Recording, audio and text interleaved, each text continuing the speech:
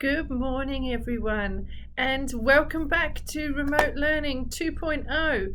So I know you are mostly all at home. There's a few students that are on site and a few staff on site. I do hope you are well. So this is like our assembly. I'm going to speak to you and give you some notices, and then Mr. Baird is going to do the learning from the Bible segment.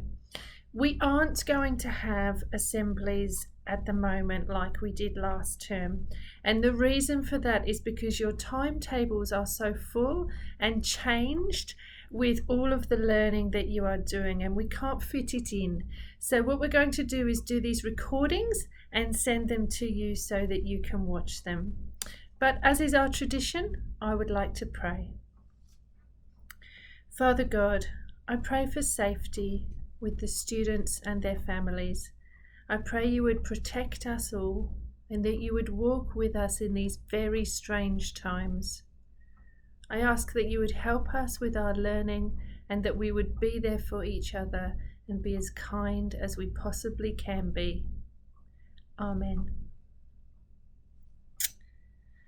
So, you have all got your new timetables now, and there's a new look, isn't there? They're slightly, quite a lot different actually, and there's new Canvas pages, and we are hoping that you are finding it a lot easier than last time. The feedback that I have had so far from your parents is that it is much better.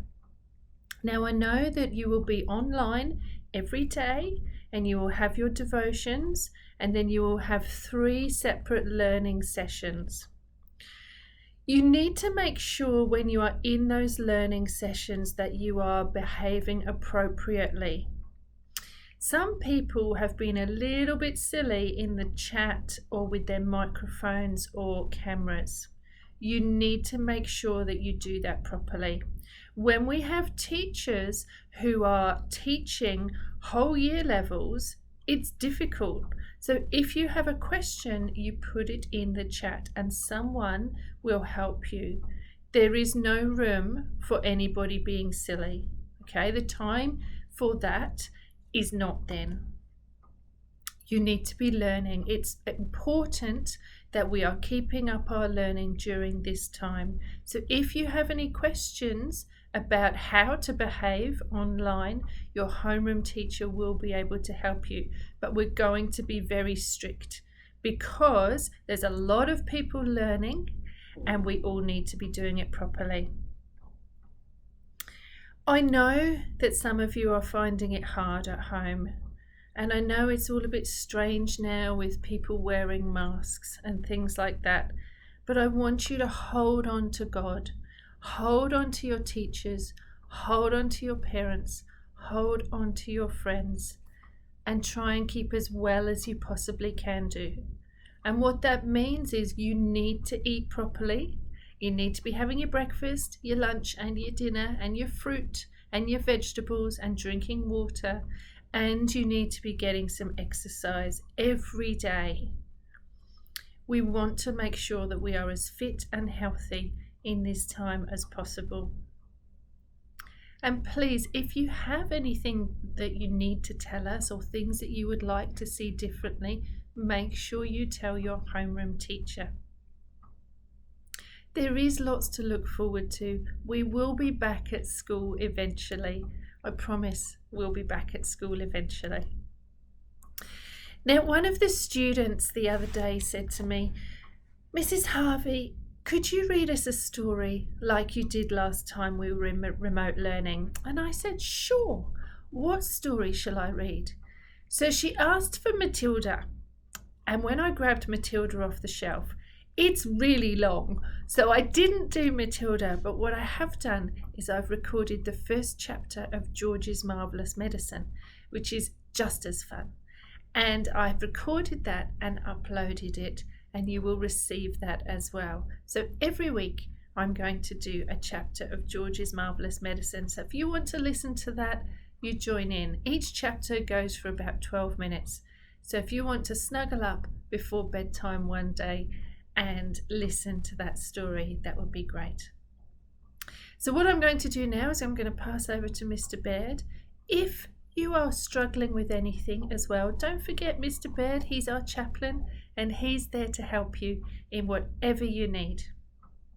So I'll pass over to him, but just know that we're thinking of you, we're praying for you, and we are hoping that everybody is well and safe. And I'll see you soon. Bye. Well, thank you so much, Mrs. Harvey. That was great. Boys and girls, once again, welcome to the Prep to 2 assembly. This is a little bit different, isn't it? We're not quite used to doing this yet, but we're doing a great job so far. Now, I can't wait to see what we're going to learn from the Bible today. But before we do, I have a question for you. I would like you to put your hand up if you are a child. Well, you know what? I guess I can put my hand up too because I'm a child of my parents. I've got a mum and dad and I'm their child. But I'm also a child of God. Now, maybe I could ask a different question. Put your hand up if you are under 10 years old. I can't put my hand up for that one. I'm a lot older than 10 years old. But did you know from the Bible, Jesus absolutely loved young children. He loved to talk to them. He loved to teach them. He loved hearing their stories and he loved to bless them. Now, let's read a story from the Bible. I'm going to be reading from the Jesus Storybook Bible, my favorite Bible. So you read along with me. This story is called The Friend of Little Children. Jesus' friends were arguing. Who was the most important helper in God's kingdom? They wanted to know. I am, James said. No, you're not, said Peter. I am. Nonsense, Matthew said. I'm the cleverest. No, you're not. Yes, I am. Yes, no, am too. This silliness went on like that for some time. You see, Jesus' friends had started thinking they had to do something to make themselves special to Jesus. That if they were the cleverest, or the nicest, or something, Jesus would like them best. But they had forgotten something God had been teaching his people all through the years. That no matter how clever you are, or how good you are, or how rich you are, or how nice you are, or how important you are, none of it makes any difference. Because God's love is a gift. And as anyone will tell you, the whole thing about a gift is that it's free. All you have to do is reach out your hand and take it. So while Jesus' friends were arguing, some people who knew about getting gifts, in fact, you might say they were gift experts, had come to see Jesus. Who were they? They were little children. Jesus' helpers tried to send them away. Jesus doesn't have time for you, they said. He's too tired. But they were wrong. Jesus always had time for children. Don't ever send them away, Jesus said. Bring the little ones to me. Now, if you had been there, what do you think? Would you have had to line up quietly to see Jesus? Do you think Jesus would have asked you how good you'd been before he'd given you a hug? Would you have had to be on your best behaviour and get dressed up and not speak until you're spoken to?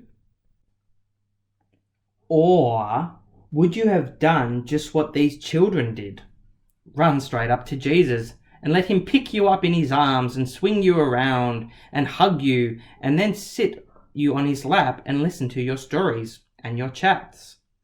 You see, children loved Jesus and they knew they didn't need to do anything special for Jesus to love them back. All they needed to do was run into his open arms. And so, that's just what they did. Well, after all the laughing and the games, Jesus turned to his helpers and said, No matter how big you grow, never grow up so much that you lose your child's heart. That is full of trust in God. Be like these children. They are the most important in my kingdom. Okay, wasn't that a Great reading, girls and boys. Let's take some time and watch a short, fun video on this teaching. Come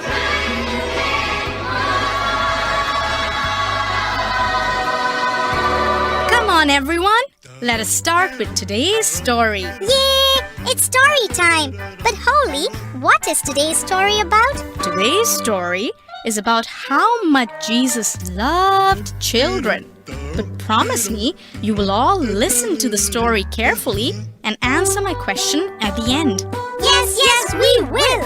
What about you, Tubby? Me too! Story time! A long time ago, when the people of Jerusalem heard that Jesus was in town, they went looking for him. They brought their children with them because they really wanted Jesus to bless them.